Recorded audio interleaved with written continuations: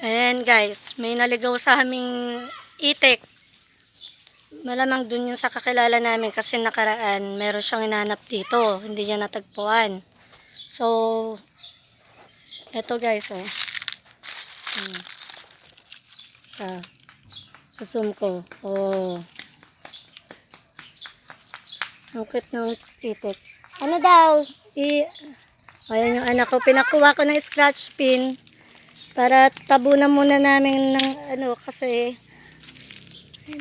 baka kung sa iba siya mapupunta dun sa ano mo baka baka mo sa paa. pag dun siya nakabarating sa creek, meron siyang mapupuntahan dun sa kabila, yung gubat na talaga rin. Ayan. Dun sa pinakadulo dun. Dun, papuntang bundok. Baka hindi na siya matagpuan ng may-ari. Di bali dito, pagka nandito, ibabalik na lang namin pagka kumatok mamaya yung may-ari. Okay. Ito magulo. So, yun lang guys. Huwag mong guluhin na. Huwag matatakot yan. Sa akin kasi nagsasabi ako ng kwak. Uwak.